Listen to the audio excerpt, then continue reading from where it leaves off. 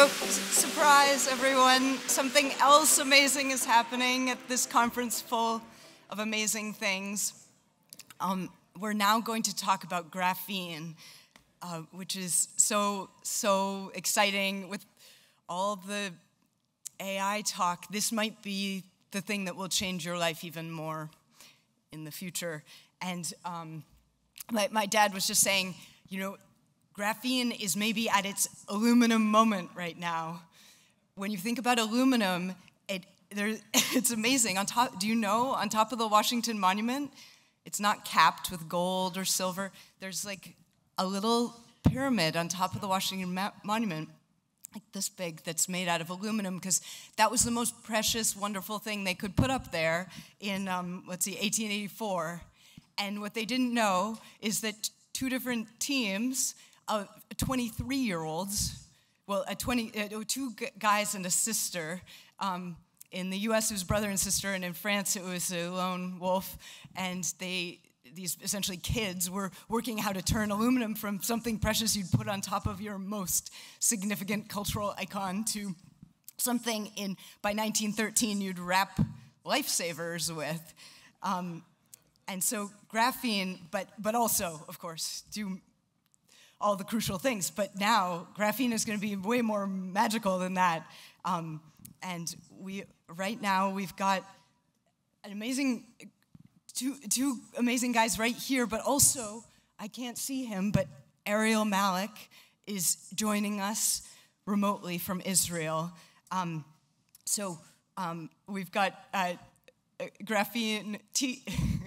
I was thinking about some country music people might have no. T for Texas, T for Tennessee. We've got graphene in Texas, graphene in Tennessee here, in the Jim Torr's lab, which we have represented here, Kevin Weiss, doing let's see if I can get this right. You guys are doing top down or bottom up? Bottom up. Bottom up, and they'll explain it, of course. But we've got two different ways of getting this crucial, amazing material out into the world. And so Kevin Weiss is representing the Texas approach, and Bradley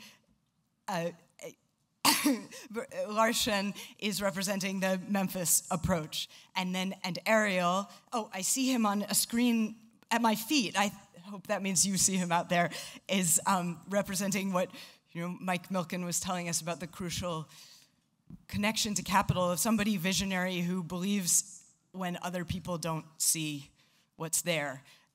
So thank you so much for being here, and we'll start with Kevin. Yeah, my name is Kevin Weiss, and thank you for that introduction. We'll start with a few slides on the work that I was doing during my PhD at Rice University. I was really fortunate to work with Professor James Torr, who was really one of the forefathers of graphene, a real early adopter in his research, and just some of the cool work we've been doing. But over the past few days, when I ask people why they're here, and then they ask me why I'm here, I say graphene, and people say, what is that? So of course, that's where we'll start. Graphene is a 2D supermaterial, is really what it's known as. And so back in 2004, it was discovered that you can get this single atom thick sheet of carbon atoms. And so they're bonded together, these carbon atoms, in a honeycomb type lattice. And this gives it really incredible strength. It is the strongest material known to man.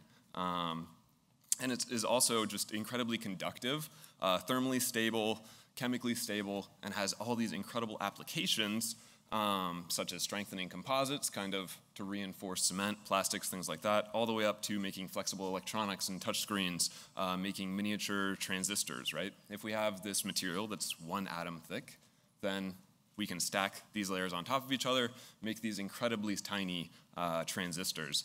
And so most people have usually heard of graphite, which is actually just layers of graphene. And so if we think of sheets of paper stacked in a book that's on our table, that's what graphite is. But when you start layering these sheets of graphene, one on top of each other, it loses its magical or really incredible properties. You lose some of the really interesting conductivity, physical properties, the material properties are replaced by brittleness, of course, like in graphite. But if we exfoliate that graphite, removing a layer at a time, then we get graphene. And so Nanoscale and Geim discovered this in 2004, and they were awarded the Nobel Prize because it was just such an incredible innovation. And so they actually were making graphene by using Scotch tape on pencil lead graphite and using that Scotch tape to pull one layer off at a time. And so, of course, that's not very scalable, but they were able to isolate enough to study and say, this is an incredible material. And so since then, in the past almost 20 years, we've had this material boom on graphene, but it's really been constrained to an academic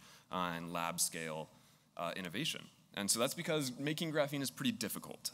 So we can either go what's known as the top-down method, and that's what Nanoscale and Geim did to earn their Nobel Prize, going from graphite, which we can mine out of the ground, and exfoliating it. And so instead of using Scotch tape, now we have much better methods of exfoliating. It's probably the more scalable method traditionally, but traditionally it results in sheets that might be damaged, or you might have multiple layers of thickness, and so then that hurts the properties that make graphene so amazing. We really want a pristine, defect-free, large, single sheet of graphene. And so when we're trying to rip it off of graphite, we can run into issues with that. The other common method to make graphene is known as the bottom-up method. And so we're basically taking a mess of carbon atoms, shown on the top left, and building our graphene sheet atom by atom or bond by bond. And that sounds like a pretty hard process, because it is. It's really high quality graphene because we can control how we make just one sheet that has no defects, but this is not easy to scale, right? So both of the common traditional methods of making graphene have these shortcomings. And this has really hampered industrial implementation of graphene because it's hard to scale and it's also really expensive. So it's about $60 to $200 per kilogram. For reference, rubber is about $3 per kilogram. So if you want to use this amazing material in any of these applications, whether it's electronics, transistors, reinforcing composites, then you really have to pay a lot. And so Ford Motor Company, just 15 years after graphene was discovered, started putting it in their cars. So graphene could be in your driveway right now. But because of the high price, they only put it in certain components, really under hood plastics, actually. They found that it increased the strength, the heat dissipation, the noise canceling, things like that. So they're willing to pay that premium to put a little bit of graphene in your car. And yeah, just as Louisa talked about, we didn't plan this, but I followed George pretty closely, and he talks a lot about graphene's aluminum moment. And so yeah, here's an image of them putting that block of aluminum on top of the Washington Monument.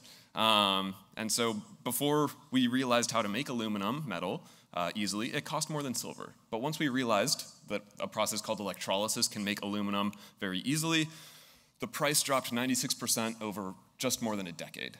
And once the price dropped, we could start using it in applications. Like the Wright brothers motor was made of aluminum. If it was made of traditional alloys, it probably wouldn't have gotten off the ground for its first flight. So aluminum, all through the 1900s, became this symbol of modernity. And we use it for all things, whether it's making Christmas trees in the 1970s or using it in cars. The applications are endless. And so the takeaway from the aluminum moment is that we need new methods to make materials to be able to unlock the global market opportunity and the applications that follow from these wonderful materials like aluminum. So I'll talk a little bit about the work I did in grad school, getting my PhD that we've published, and a startup has blossomed from, where we can make graphene from that bottom up, so starting with a mess of carbon atoms and rearranging them into really high quality graphene sheets.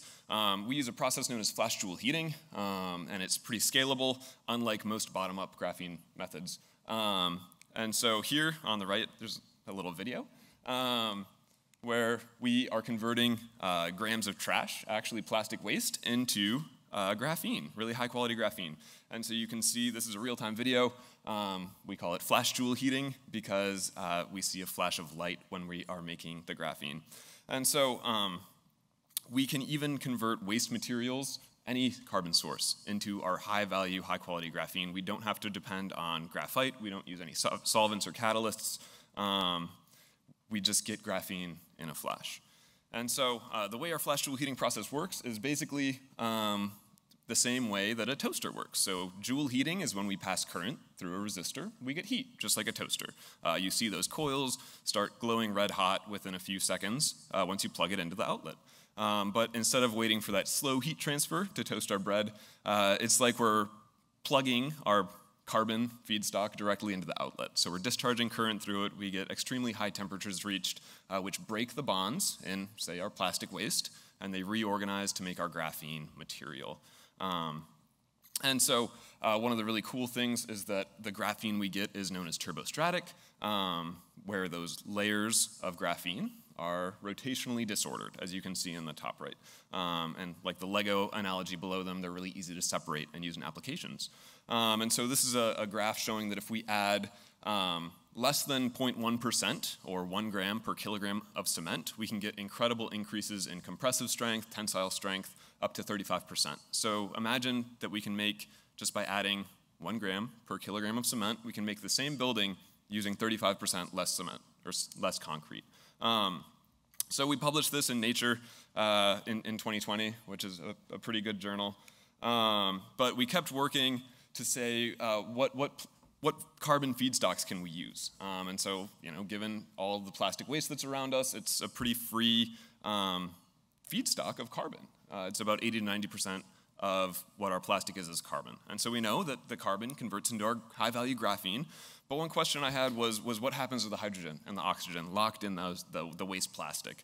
And so one thing that I was thinking was, what if we could harness the hydrogen in our waste plastic to make clean hydrogen? And so hydrogen is being thought of as a clean fuel source because it doesn't result in any CO2 when it's burned. And so we already use about 100 million tons of hydrogen globally every year. That's even without fuel cell cars.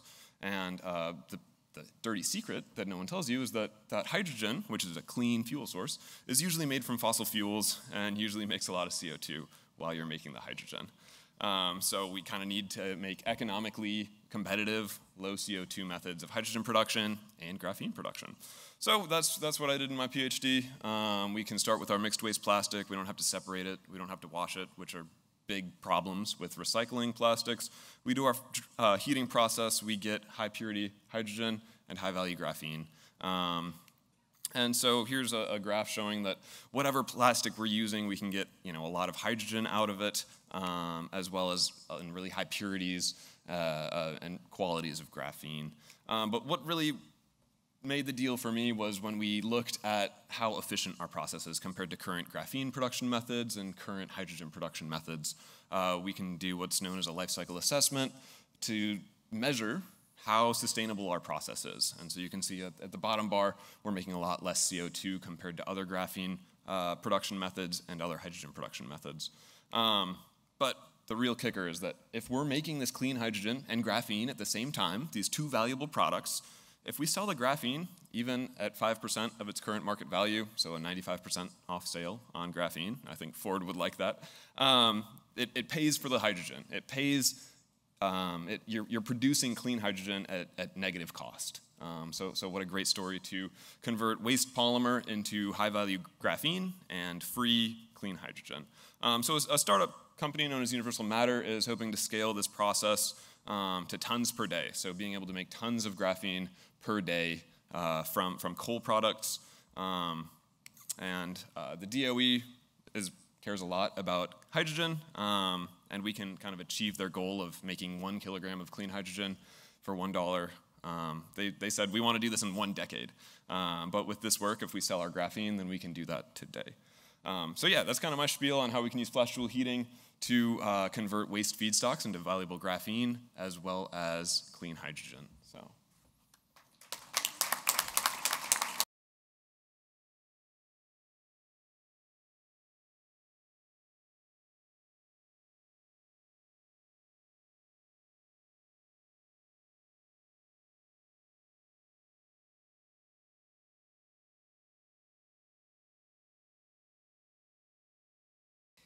Good afternoon, everyone. I'm Brad Larson, and I'm pleased to be here. This is my first COSM, and so far it's been a terrific experience. And so I come at this in, I think, precisely the opposite direction from Kevin. we came at this from the point of view of investment, and that is, how could we create graphene that industry needed, and then what would be the method to do that? And so that's what we worked on with the Fraunhofer Institute for Applied Solid-State Physics starting in 2016. The idea of creating large, thin, and defect-free flakes. According to the Graphene Council, more than 45 industries will benefit from large, thin, and defect-free graphene flakes.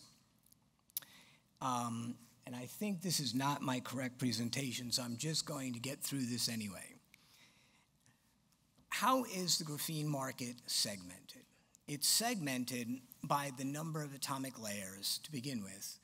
More than 3,000 is graphite, between 11 and 3,000 is nanoplatelets. But then below that, 10 atomic layers or fewer is this miracle material, graphene. As Kevin said, it's the lightest, thinnest, strongest, most electrically and thermally conducting material ever discovered. And it's because of the unique properties at the nanoscale that graphene can do things that graphite never could. But the key to graphene is the lateral flake size. What we find is that the optimal strength of graphene, being 200 times stronger than steel, occurs at 30 microns in lateral flake size. The lower you get, the more brittle the material becomes. And so when we look at graphene that may be in the 1 to 7 micron size in lateral flake, it becomes brittle as a material. And 2.5 years ago, when we first started dealing with the Department of Defense, they were very off about graphene. And the reason they were off about graphene is they tried it in ballistic protection. And instead of being 200 times stronger than steel, it was brittle. It shattered. It couldn't be used for realistic ballistic protection. And then along came the German company Bosch. They did a 3-year study, and it concluded that graphene can replace copper, but the larger the lateral flake size of the graphene, the better the electrical conductivity. So these are the things that we tried to address in the work that we did. We use a method called electrochemical exfoliation, and that is to take the graphite, put it through an electrochemical process, and inject hydrogen between the layers of graphite to create these large flakes. Now, we don't actually make large flakes. What we do is we preserve the large flake size that exists in the graphite. And that's the difference between the top-down and the bottoms-up method. When we work from the bottom up, we're really dealing in nanometer scale graphene. So basically 2 orders of magnitude smaller than what is naturally occurring in graphite. Now, people say, we've never heard of graphene. Well, that's true. Most people haven't yet heard of this miracle material. George Gilder says it's about to have an $11.5 trillion economic impact. And this chart is just the beginning. This is showing you what's happening. Graphene started out being first isolated in 2004. The 2 researchers, as Kevin pointed out, won the Nobel Prize in Physics in 2010 for that. And every year, we've seen the graphene usage in products growing. Last year, we were thrilled to see that on average, 1 new product was introduced every week with graphene. This year, we're seeing 1 new product being introduced every day with graphene. But it's been limited because there is no source for large, thin, and defect-free graphene flakes. Really what we've been using is this range of materials, things like graphene oxide, which is the separation of graphite in a harsh way that results in a carbon-oxygen bonding. The material has some nice properties to it, but nothing like real graphene. Then came along reduced graphene oxide, which tried to get rid of some of those oxygen defects, but still not very strong and not very conductive. For large, thin, and defect-free graphene flakes, there are literally thousands of high-value, high-tech uses. These are just a few of them. We are talking with NASA about using graphene to de-weight spacecraft, because obviously you have to put that weight into space. And if we can reduce the weight by 30%, a third, you can get more into space. We're talking about using graphene in electronics. Right now, electronics create a lot of heat. The heat is due to resistance. The resistance can be eliminated to a very great degree by using graphene instead of copper for electrical interconnects. Aviation, Richard Branson is well known for the last several years trying to champion using graphene to reduce the weight of commercial aircraft by maybe a third. And in renewable energy, graphene can be used for everything from long-haul transmission lines to connect new and renewable energy sources to consumers. One of the areas where we've done a little bit of work is in supercapacitors. And here, this is very interesting, because graphene can be used as the electrode material in supercapacitors. An industrial supercapacitor might cost $1,000 to $3,000, but using $6 worth of large, thin, and defect-free graphene flakes can have these results. First, the specific capacitance remains the same as the charge level increases. So as you use the supercapacitor to rapidly charge, we see that with the current materials, reduced graphene oxide and carbon black, the specific capacitance decreases, whereas the capacitance, the specific capacitance of high-quality graphene remains the same. Why is that important? Because as we move to electric vehicles that need to be rapidly charged, high-quality graphene can do that. We believe that we will see a transition from spherical graphite in electric vehicle batteries to using graphene. About 20 to 30% of the weight of an electric vehicle battery is the anode material, which uses spherical graphite. That can largely be replaced by 3 atomic layers of graphene. So not only will we reduce the graphite used, which will result in a cost savings, and wean us from the supply chain issue, because China produces most of the spherical graphite used in our electric vehicle batteries, but we can increase the charging time, or decrease the charging time rather, to minutes instead of hours because of the high electrical conductivity of graphene, and without producing heat, which currently is a huge problem for anode materials. So one of the things that we face as a challenge is not end user customers, because we have significant demand. In the last 2 weeks, we've had orders for 3 metric tons, except we can't produce those yet. So what we've done is we've pursued a licensing model for our graphene. And we're currently in the middle of that. We've just signed a letter of intent with our first manufacturing partner.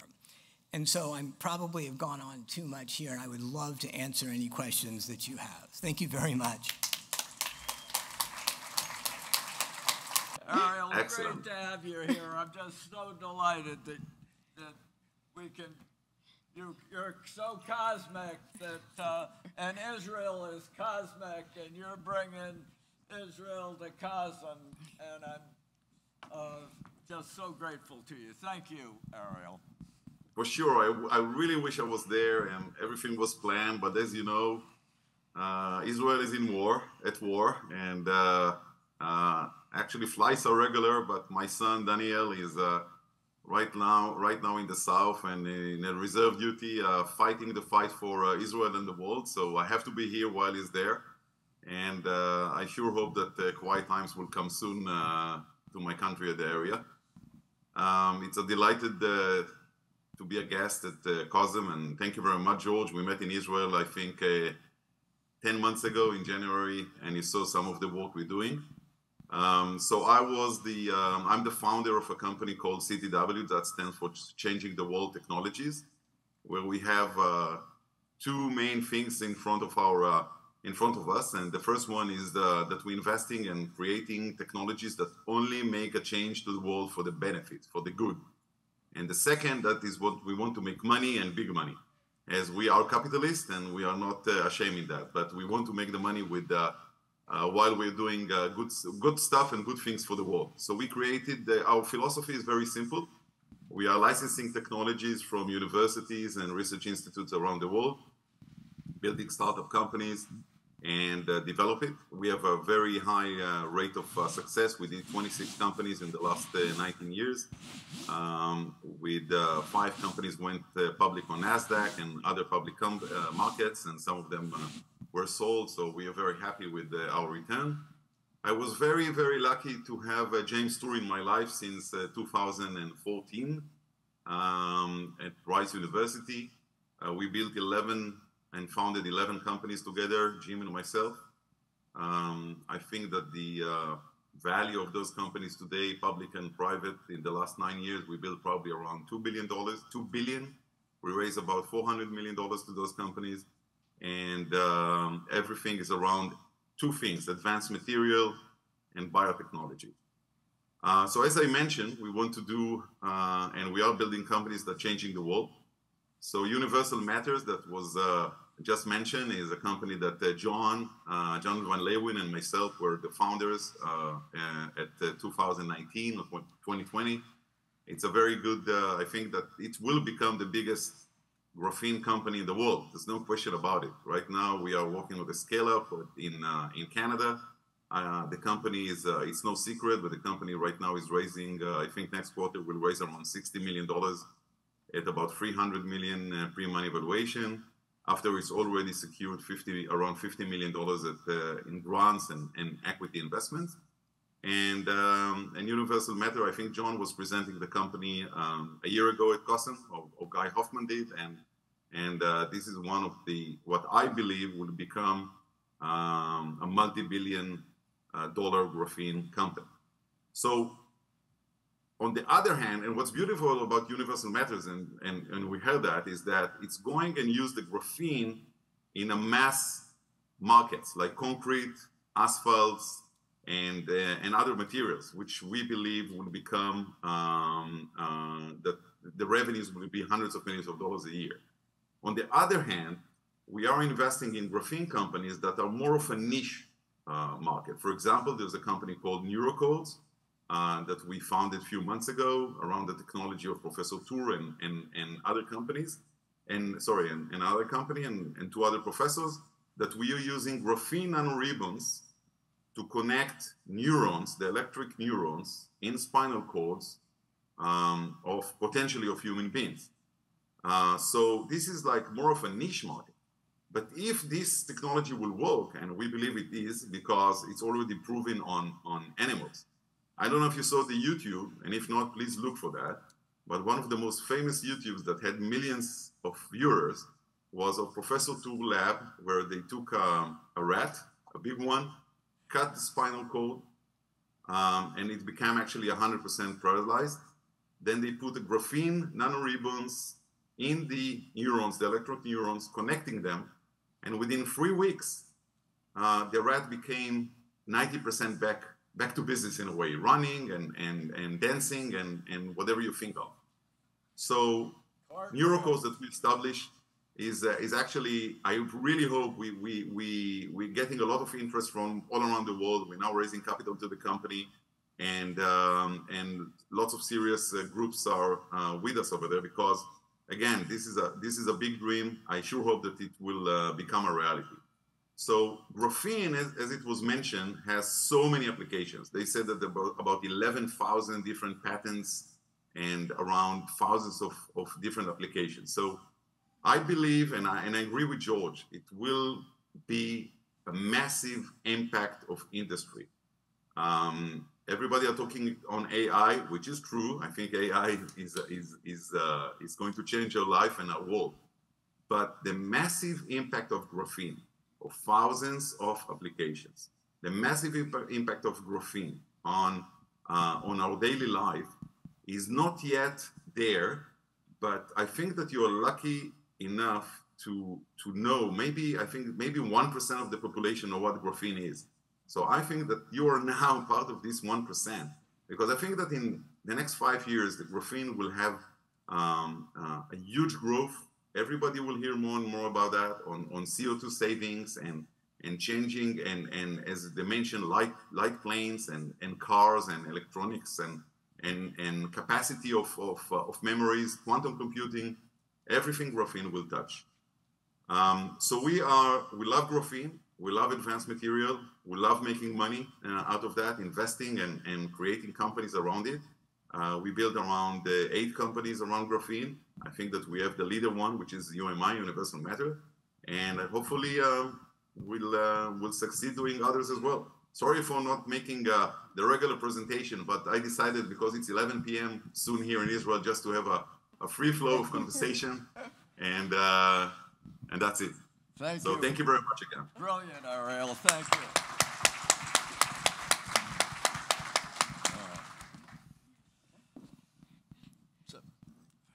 So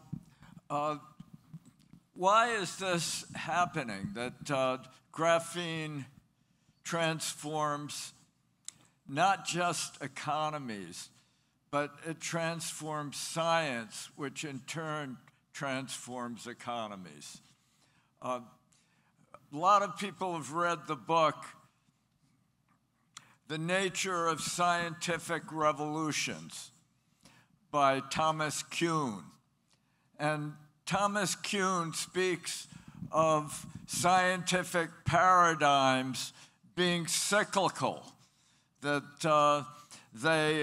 one scientific paradigm replaces another one, and there's no real progress, that somehow science isn't cumulative. It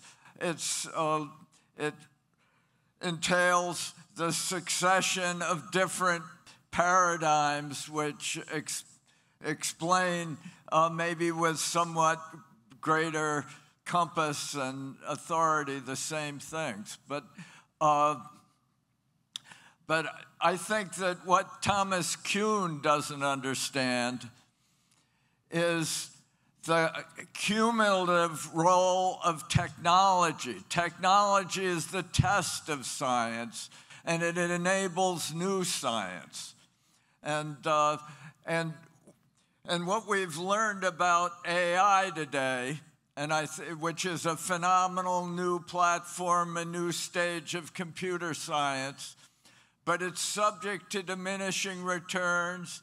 It's subject to this kind of Kuhnian cyclical process where it cancels itself, where you have this collapse of the model.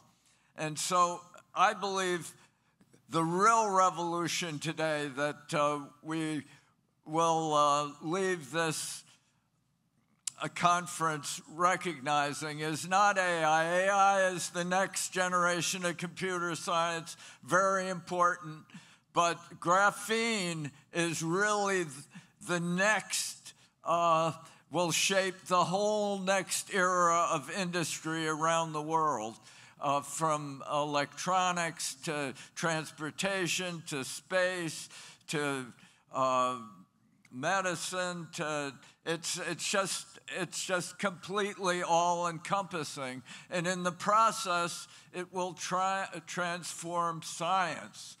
And one of the things that attracted me to graphene was I always listened to Carver Mead, and before I encountered graphene, Carver had emphasized to me that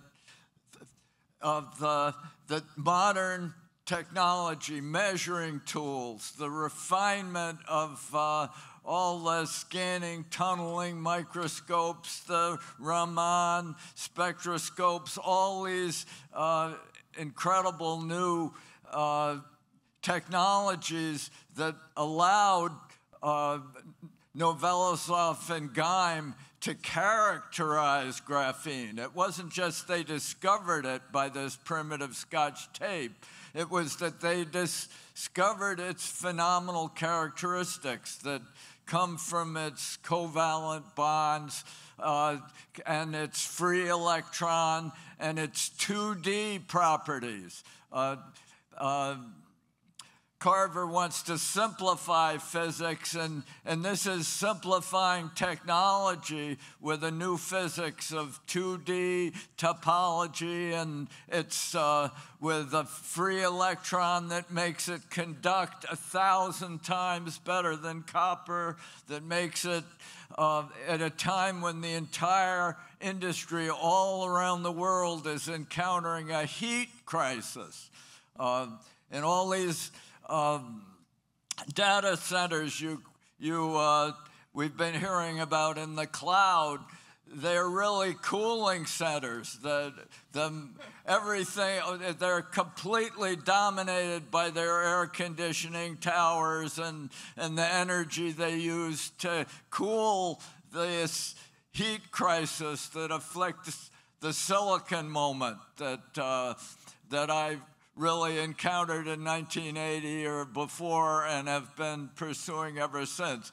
We're moving on from silicon to graphene now, and it's going to be more transformative by far than silicon because it reaches far more widely across the economy, and because its science is so simple and pure, it's reducing dimensions.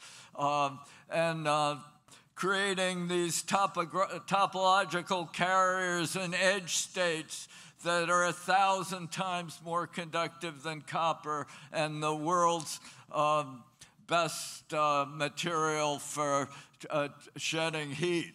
So it addresses all the crises. It launches a new science. It will transform our economy in the future, and there's no graphene collapse in view. Thank you.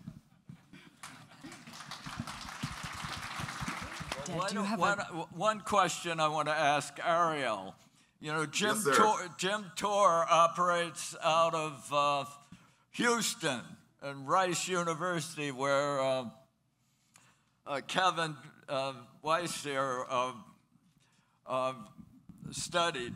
And Tor has spoken, he gave 4 speeches at a COSM a couple years ago. And, but he's an American. He tried to get his 18 companies financed in America, and he couldn't do it. He had to go to you, Ariel. What did you see? How does it happen that the chief source of science of research for of capital for some of the most creative companies in the graphene world and nanoscience world all had to go to Israel to get funds? Well, to be fair, I think that Jim approached me after he did the 2 first companies before 2014. Yeah. And then we built, when we met, it was an email I sent him on Christmas 2013, which I still keep. And I actually handed the email to him as a gift about a year ago after we did a big exit with one of the companies that was started the whole relationship. So we built together 11 companies. I think that there's a famous book that was written a few years ago that's called The World is Flat, yeah. Which means that it doesn't mean, it's not really a matter if you're in the US or anywhere else. I do think that the culture, the business culture, the startup culture, the environment in the USA and Israel are the same. The numbers obviously in the US are much higher, and you know, it's and most of the company that we raised came as American funding, Australian, Singaporean, and Israeli. So I think that it's just to look at the companies in a different way, George, which means there's a lot of reluctance from going and trying to build companies around technologies that were built in universities.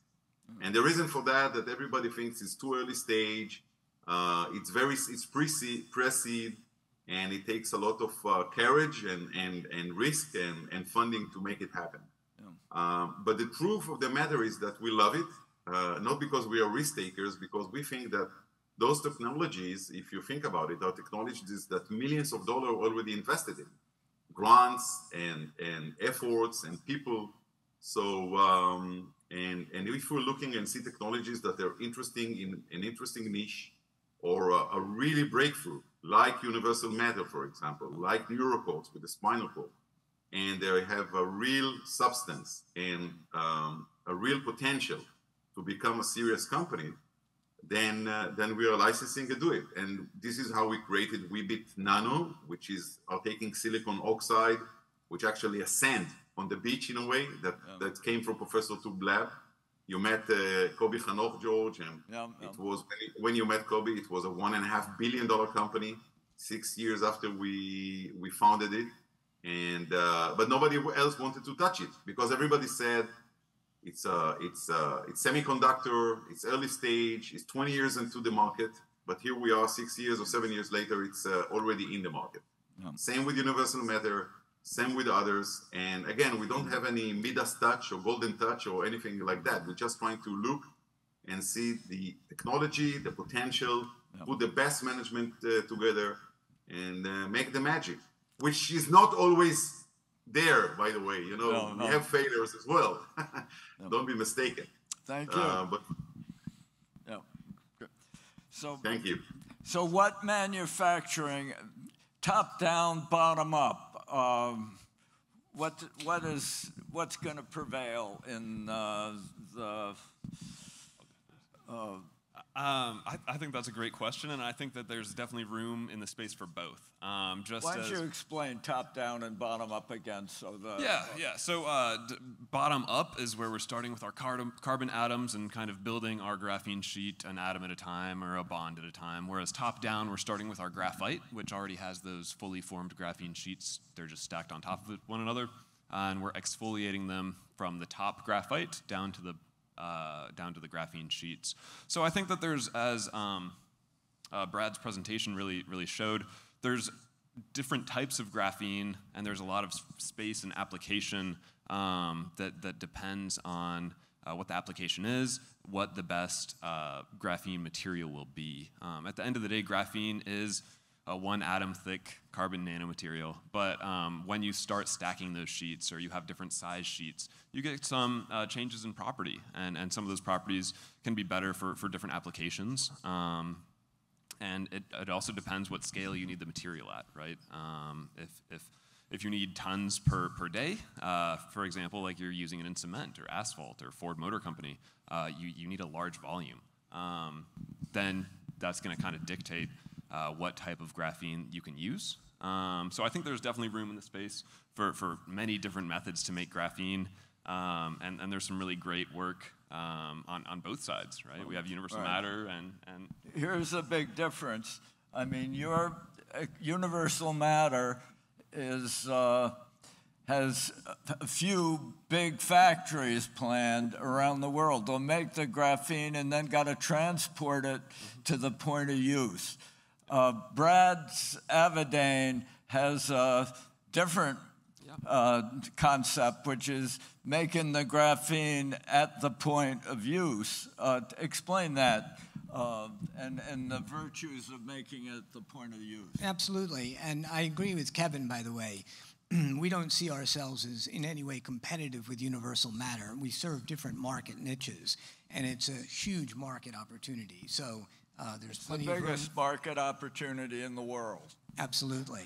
So one of the problems with graphene is that it wants to be graphite, meaning it wants to restack itself, okay?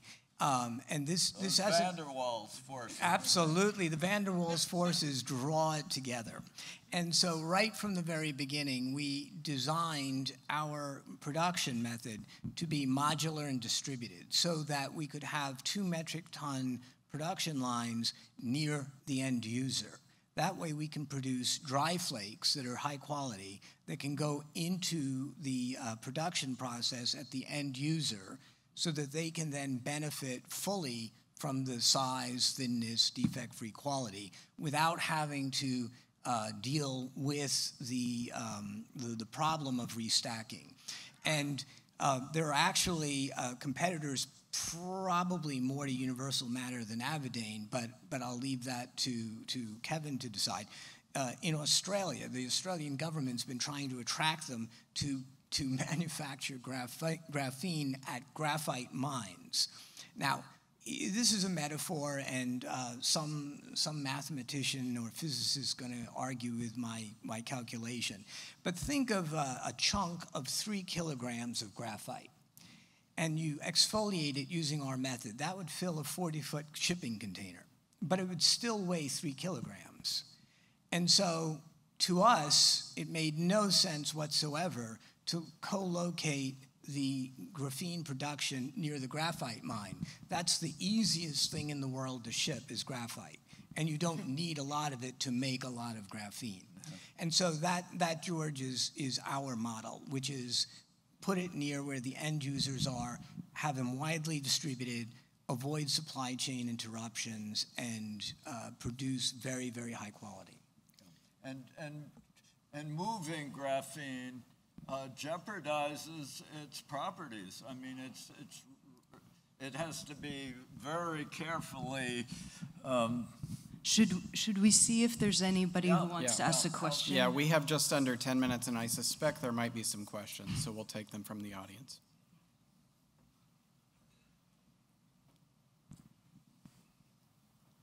Hello, Greg Ryman, and I am sold on your vision of graphene, as I'm sure everyone else in this room is. My question for Ariel, how and when will individual investors like myself be able to invest in universal matter? And I encourage you to do a Reg D filing. Well, I am a co-founder of the company, but definitely not the decision maker right now. So I will approach our CFO and CEO and ask what we can do. I know that they're doing a private, large institutional and equity and family office round right now. As I said, I think it's $50 to $60 million coming, and the company didn't decide yet on the exit strategy, if it's going to be sold or going public. So I guess that if the company will decide to go public, then everybody can invest. But I don't have any other intelligent answer to you right now, and I'm sorry about that. Let's take a final word from each of the panelists, maybe, since there are no other questions. Yeah, I think graphene is really having its moment, just like aluminum did when it really, once we realized how to make this new material, aluminum, we completely changed it from this precious metal into something that has use and application in really everything. And there's so many different end uses for aluminum. I think it's a really good analogy to graphene and the different capabilities that graphene has. It's, and people ask me, oh, when will graphene deliver on the hype, right? They've seen maybe some research papers and they're sold on it. Oh, when will it deliver on the hype? And I like to remind people that it's only been less than 20 years. If you look at the development of solar panels, for example, over 20 years. When we had our first solar panels, or the same with lithium-ion batteries, or even when we discover new drugs, it takes years and decades to go from that first discovery to changing the world. So some people have said, oh, graphene busted, it's all hype. And I don't think that it's even started to really approach that exponential growth. So that's my perspective. So. Oh, I agree with that, Kevin. I'm looking forward to graphene being a ubiquitous material by the year 2030. Today, virtually no one's heard of it. Ariel said maybe 1% of the people, not even that, not even 1% of 1%. But by 2030, everyone is going to be talking about graphene because it's going to impact virtually every person's life every day. Think about this. If concrete were a country, it would be the 3rd largest CO2 emitter in the world. And by adding a certain amount of graphene, about 1% by volume, typically, you can increase the tensile strength of graphene. It will make the concrete impermeable to water, and it will last longer. So not only do we use 30% or a third less concrete to accomplish even better materials in better buildings, better structures, better roads, but it will last longer. Water filtration. Water is the oil of this century. Water is in scarcity, and it's becoming more so. Graphene can filter seawater into fresh drinking water. Talk about renewable energy. We're working now using graphene in solar cells to achieve a higher than 50% electricity, light to electricity conversion efficiency. These are just some of the mega uses that George has written about for graphene, and I think it gives us all a brighter, cleaner, and more prosperous future. And I think it's exciting. It's already transforming science, which is the test of technology, just as the test of science is technology. And it's your paper, Kevin, says that there are today, for the last 17 years, there have been 40 peer-reviewed papers a day citing graphene. That's 17 years of 40 peer-reviewed papers a day.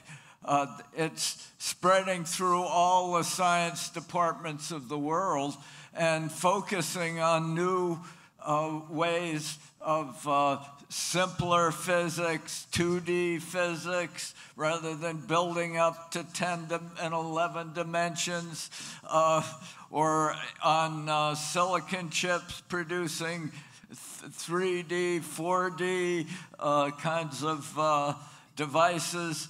We have now 2D devices with edge modes that conduct 1,000 times faster than copper and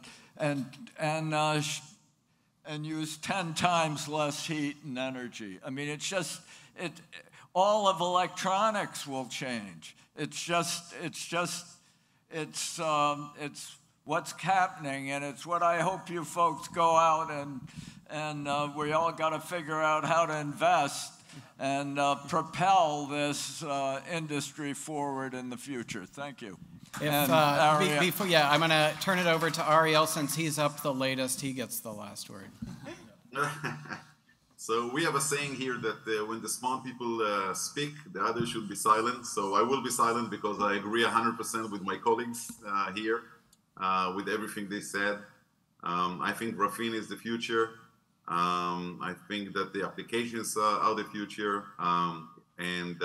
We are, for the question that I was asked before, we are raising capital right now on Eurocodes and the spinal cord revolution. And if anyone interested, I'm sure that through the panel, through George or his team, you can approach me, although we are 90% done over there.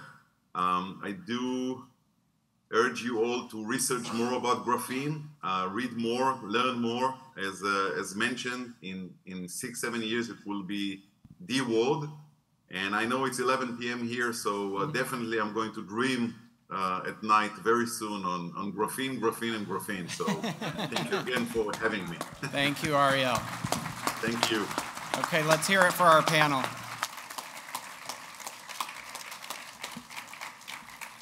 Louisa Marsh, as I was corrected earlier, Louisa Gilder Marsh is also an author of The Age of Entanglement. I don't know if that was mentioned, but you should look up that book because we haven't given you enough to read.